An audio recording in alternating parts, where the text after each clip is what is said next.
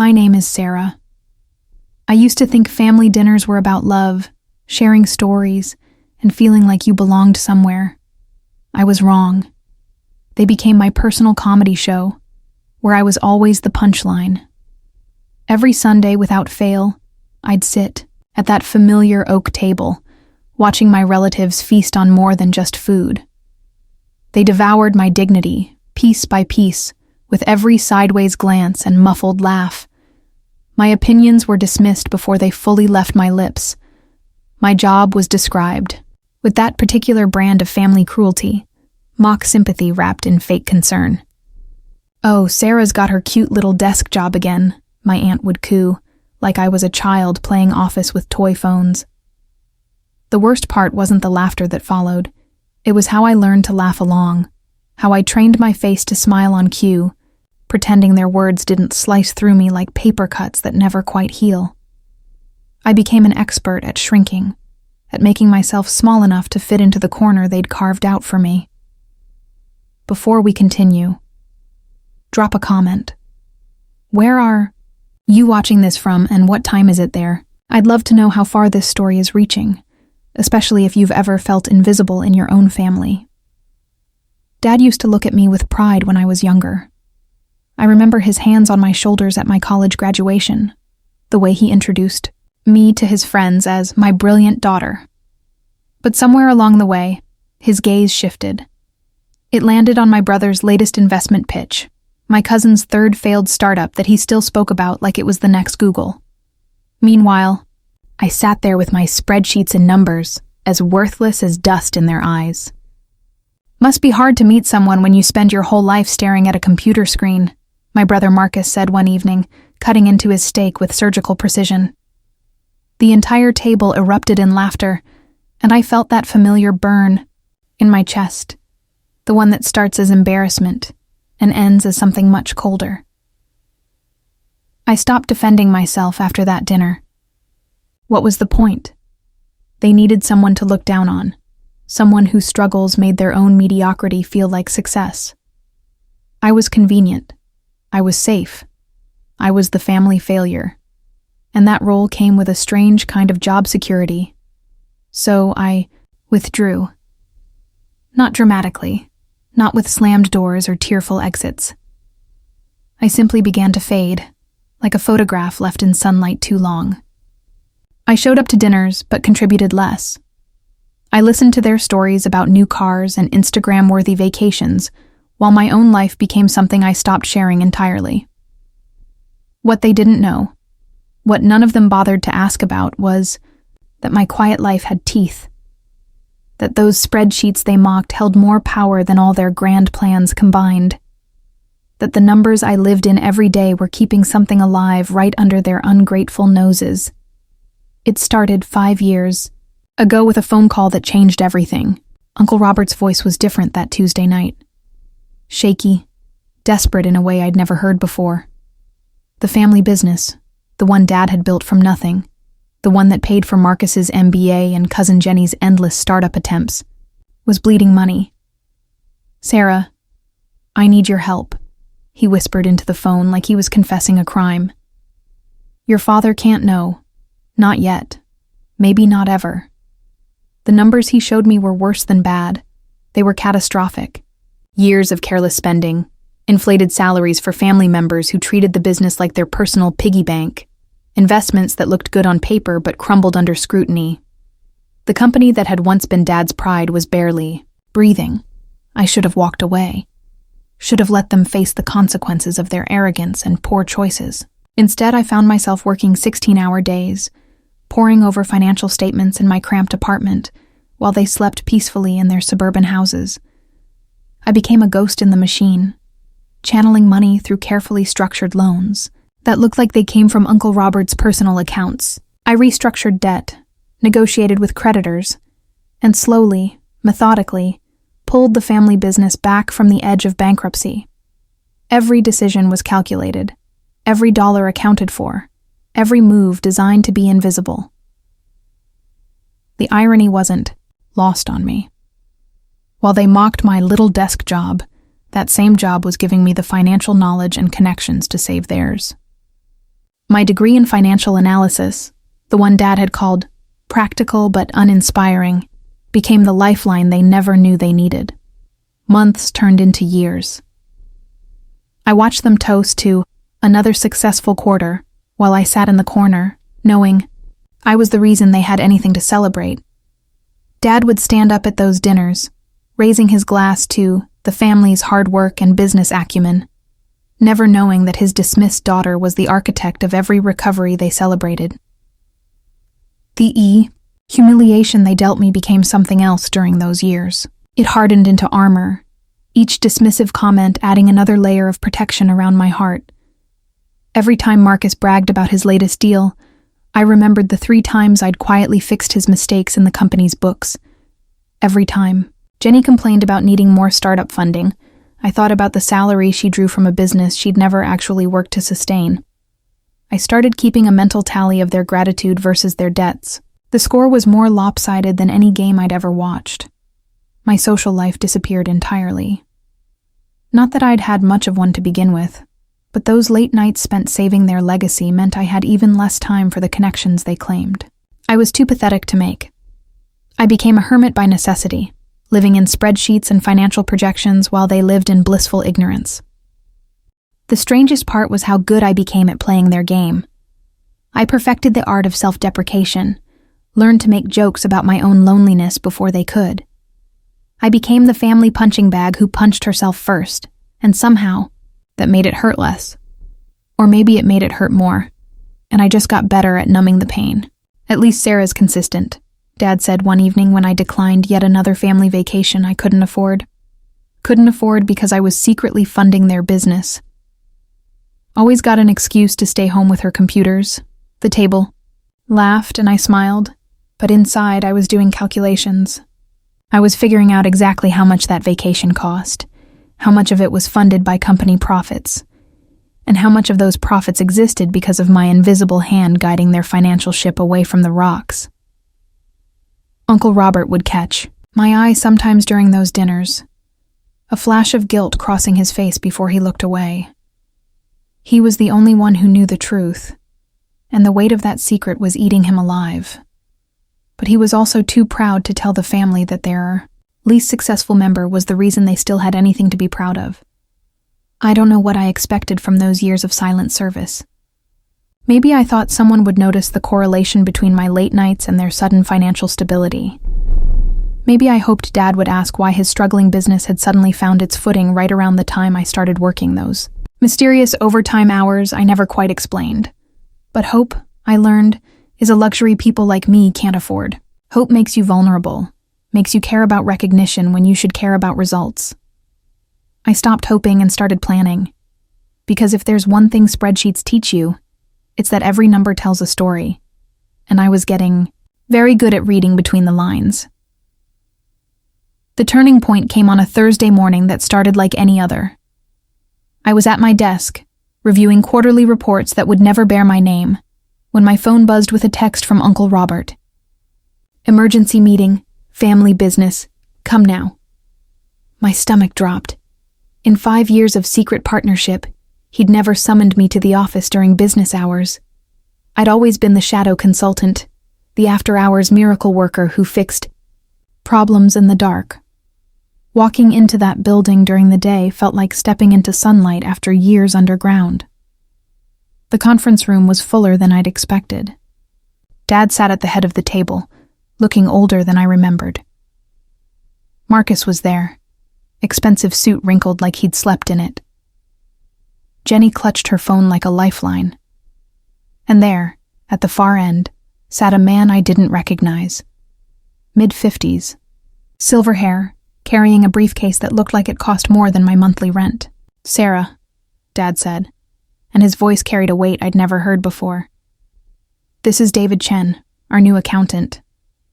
I nodded politely, trying to read the room. Uncle Robert wouldn't meet my eyes. Marcus looked confused. Jenny looked terrified. And David Chen looked like a man who'd spent the night uncovering buried secrets. We need to discuss some irregularities in the company's financial history, Chen said, opening his briefcase with the precision of a surgeon. specifically, a series of transactions that have kept this business afloat for the past 5 years. My heart stopped. Actually stopped. I could feel the blood drain from my face as he spread documents across the conference table like evidence at a crime scene. The company should have declared bankruptcy in 2019, Chen continued, his voice steady and professional. Instead, it received a series of strategic interventions. Anonymous loans, debt restructuring, emergency funding, all traced back to a single source. He looked directly at me. Not at Dad, not at Marcus or Jenny or Uncle Robert. At me. Miss Sarah Hamilton, according to my analysis, you have personally invested over $400,000 in this company over the past 5 years. You've also provided unpaid consulting services that, if billed at market rate, would total approximately $200,000 additional value. The silence in that room was deafening. I could hear the air conditioning humming, could hear Jenny's shallow breathing, could hear Marcus's chair creak as he shifted uncomfortably. But no one spoke. Dad's face had gone white. Not pale. White. Like the color had been drained from his world along with his assumptions about his family. Furthermore, Chen continued, seemingly unaware that he was dismantling 5 years of carefully constructed family dynamics, the strategic financial planning that saved this company shows a level of sophistication that suggests extensive knowledge of corporate finance, market analysis, and debt management. He looked at his papers, then back at me. Miss Hamilton, your LinkedIn profile indicates you work as a senior financial analyst at Morrison & Associates. That would certainly explain the expertise. Senior financial analyst, not cute desk job. Not playing with spreadsheets. Senior financial analyst at one of the city's most respected consulting firms. A position I'd earned through merit, not family connections. A career that apparently no one at this table had bothered to research or respect. Sarah. Dad's voice was barely a whisper. Is this true? I looked around the table at their faces. Shock. Confusion. Shame. Uncle Robert had finally lifted his eyes, and they were filled with something that might have been relief. Yes, I said simply. That single word seemed to echo in the room longer than it should have. Yes, I saved your business. Yes, I've been financing your lives. Yes, I've been sitting at your dinner table for 5 years while you mocked the very career that kept you afloat. Marcus was the first to find his voice. But why didn't you tell us? I looked at him, really looked at him. And for the first time in years, I didn't try to make myself smaller. When would I have told you? Between the jokes about my sad little job, or during the lectures about how I needed to be more ambitious. Like you? Jenny started crying. Actually crying. Right there in the conference room. We didn't know, she whispered. You didn't ask, I replied. In 5 years, not one of you asked what I actually did for work. You decided I was a failure and built your family dynamic around that assumption. Dad was staring at the documents like they might change if he looked hard enough. $400,000, he murmured. Where did you, I live in a studio apartment and drive a 10-year-old Honda, I said. I don't take vacations or buy designer clothes or eat at expensive restaurants. I save money, and apparently I save businesses too. The weight of those words settled over the room like dust after an explosion. All those dinners where they'd pitied my simple life, never realizing that my simplicity was funding their complexity. Chen cleared his throat.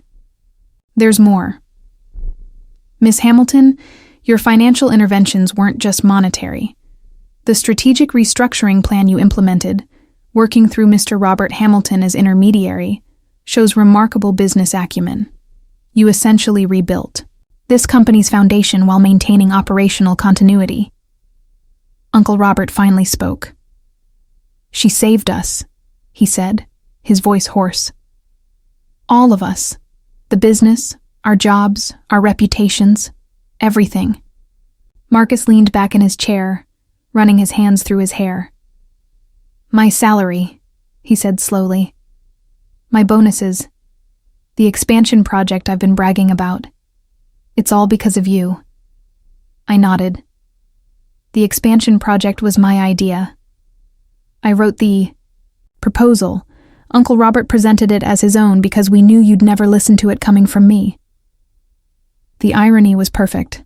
Marcus had spent 2 years taking credit for a business strategy developed by the sister he considered too pathetic to understand real work. Jenny had stopped crying, but her eyes were red and swollen. The startup funding I asked Dad for last year, the money that saved my company when I couldn't make payroll, that came from the family business profits, didn't it? Indirectly, yes, I confirmed. Your company was saved by profits that existed, because I prevented bankruptcy. So you could say your startup was rescued by my spreadsheets. Dad finally looked up from the documents. When our eyes met, I saw something I hadn't seen in years, the man who had once been proud of me. But it was mixed with shame so deep it seemed to age him in real time. Why? He asked. After how we treated you. Why did you save us? That question hung in the air between us, heavy with the weight of all those dinners, all those dismissive comments, all those years of feeling invisible in my own family. Why had I saved them? Because you're my family, I said simply. And despite what you think of me, I'm not cruel. The meeting ended in a kind of stunned silence. Chen packed up his documents, promising to send detailed reports to everyone involved. Uncle Robert mumbled something about needing to make some calls. Marcus and Jenny left together, whispering intensely as they walked to the elevator. But Dad stayed. He sat in that conference room chair, staring at his hands, while I gathered my purse to leave. Sarah, he said as I reached the door. Would you come to dinner this Sunday? I turned back to look at him. Are you asking me as your daughter or as your business consultant? He flinched. As your father. Who owes you an apology that's about 5 years overdue? I considered his words, and for the first time in longer than I could remember, I felt something shift inside my chest. Not forgiveness. That would take time. But possibility. The possibility that things could be different. I'll think about it, I said. That Sunday I did go to dinner. But it was different. The jokes had stopped. The dismissive comments had vanished. Instead, there were questions. Real questions about my work, my life, my plans. Marcus asked for my opinion on a potential investment. Jenny wanted advice about her company's financial structure. Dad listened when I spoke. Actually listened, nodding and taking notes. It wasn't perfect. Years of damage don't heal over pot roast and mashed potatoes. But it was a beginning. For the first time in half a decade, I felt seen at that table. The strangest part was realizing that their respect, when it finally came, felt different than I'd imagined. I'd spent so long wanting their approval that I'd forgotten to ask myself if I still needed it. 5 years of secret success had taught me something valuable. My worth wasn't determined by their recognition of it. 3 months after that meeting, Dad offered me a position as chief financial officer of the family business. It came with a salary triple what I was making at Morrison & Associates, plus equity, plus a seat on the board of directors. I turned it down. But Sarah, he said, confusion clear in his voice, this is what you've been working toward, isn't it? Recognition? A place in the family business? No, I replied. What I was working toward was proving to myself that I could save something that mattered. I did that. Now I'm working toward something else. 6 months later, I started my own consulting firm. My first client was a struggling restaurant chain whose owner reminded me of Uncle Robert, desperate, proud, and running out of time.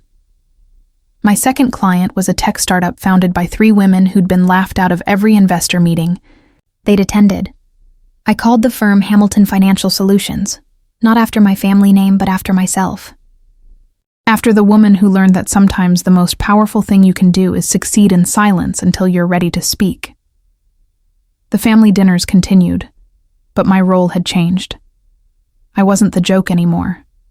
I wasn't the failure they pitied, or the success they envied. I was simply Sarah, a woman who had learned the difference between being valued and being valuable. Marcus still brags about his deals, but now he asks for my input first. Jenny's startup is thriving, partly because she finally learned to separate ego from strategy. Dad speaks about my achievements with the same pride he once reserved for my brother's potential. But the most important change isn't in how they see me. It's in how I see myself. I no longer need their laughter to stop to know I'm not a joke. I no longer need their respect to know I'm respectable. I learned that the most dangerous person at any table is the one everyone underestimates. Last month at our regular Sunday dinner, Dad raised his glass for a toast. To Sarah, he said, his voice carrying that weight of years and regret and pride, all mixed together. For showing us that family isn't just about blood. It's about who shows up when everyone else has given up. The table was quiet. Not the uncomfortable silence of years past, but something deeper. Something that felt like understanding. I raised my glass too. To family, I said, and to the power of being underestimated.